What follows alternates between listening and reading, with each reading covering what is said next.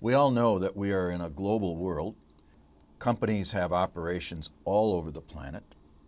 And a big question we have to face is, how do we keep these global corporations accountable for providing good jobs and decent work in far-flung places?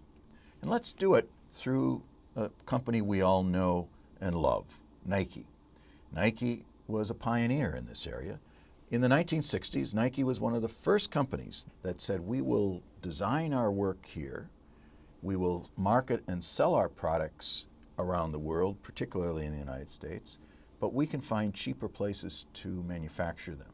First, they started in Japan, and then Korea, and then Indonesia, and Vietnam, and China, and Bangladesh. As they did so, a number of problems became known. The Nike products were marketed well with Michael Jordan and so on, but labor standards became a problem. They were famously found having child labor, to having unsafe working conditions, to having long hours of unpaid overtime in their factories abroad. And what was Nike's response? Well, wait a minute. These aren't our problems. These are our contractors. These are not our employees. We don't treat our employees that way. Somebody else's problem. That lasted for a while, but by the middle of the 1990s, Nike watched its stock price begin to fall. It saw the publicity begin to grow and grow. And finally, Phil Knight, the CEO of Nike, made this famous statement. He said, Nike's products have become synonymous with slave wages, forced overtime, and arbitrary abuse. And we need to do something about it to change that image, or we're going to suffer as a company. So what did Nike do? Well, to its credit, it took a whole set of actions. First, it created a social responsibility unit within its organization and assigned people the responsibility to say, fix this problem. That was a good start, but not enough. Second, they created what are called codes of conduct. They established minimum wages and rules against sexual harassment and rules for maximum hours and overtime and freedom of association. And they started to apply that code of conduct to all factories that they contracted with throughout their global supply chain. They sent auditors out there to measure compliance with its code of conduct. They took some of their expert operations managers and manufacturing experts, sent them to some of these plants to help consult, to help people both build safe working conditions but also efficient ways of manufacturing products to improve safety, improve quality, improve productivity. They went on and worked with a variety of non-governmental organizations, or NGOs, in these countries who were advocating for improved employment conditions, safety standards, and in some cases environmental standards in these factories. They shared this audit data with academic researchers, including a team of researchers here at MIT, where they started to analyze the data and learn what works and what didn't. They also created a website, and to their credit, you can go on this website and you can find all of their factories listed, you can find the audit scores, and you can find an analysis of what is working and a very frank analysis of what isn't working.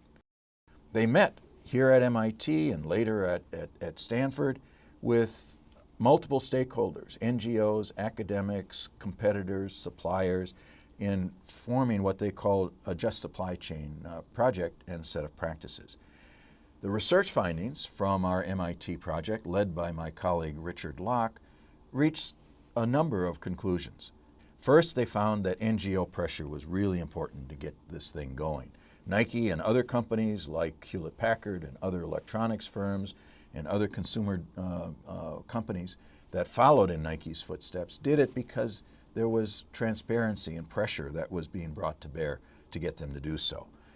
The codes of conduct were successful and the audits were successful, but only partially. They seemed to bring the practices up to about 50 to 60% of the overall goals that were established and the standards that were set. So there's lots of room for improvement. The standard that was most frequently violated was around working hours and overtime hours. Why is that? It's important for us to know because we are part of the problem. As we are fickle consumers and all of a sudden we want the latest logo or the latest scarf or the latest shirt, And so the company puts pressure on the supply chain to get those products in a hurry, and the contractor there out in Asia or somewhere else says to employees, I need those, I need them today, and get them done no matter what, or we're going to lose this contract. And so they work long hours, and they're forced to work overtime, and all kinds of bad things happen after that. But the scores of suppliers that got better had three key ingredients. First, they got management help from Nike and other companies. Secondly, they were in countries that had stronger rules of law, less corrupt governments, and they had stronger rules governing human rights and commercial practices. And so the environment of the country matters. So this is all great progress. Companies have learned how to do this. But what about us? If we're part of the problem, we ought to be part of the solution. There are a number of things that have been very positive. There's an organization on college campuses around the country called United Students Against Sweatshops, and they have put pressure on their universities like Cornell and Brown and Wisconsin and others, to make sure that they're only buying their university logo apparel and athletic wear from companies that have these kinds of just supply chain practices in place. So we can do this, but it takes a lot of energy and a lot of collective effort, and it has to be done by all the parties working together. Companies can't do it alone, NGOs can't do it alone, local governments can't do it alone, but if they all work together and build a sustained effort to improve the conditions and then produce the data that makes it all transparent for us as consumers, we can make a difference in improving the conditions of very low-wage workers in many developing countries. So, I'd like to ask you two questions. Apple, our computer friends, and iPhone friends, and iPod friends, are about 2 decades behind Nike. They have experienced terrible problems with their contractors in China and elsewhere.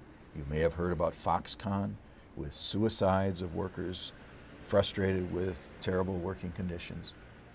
If you were to write to the CEO of Apple, what should Apple learn from Nike's experiences?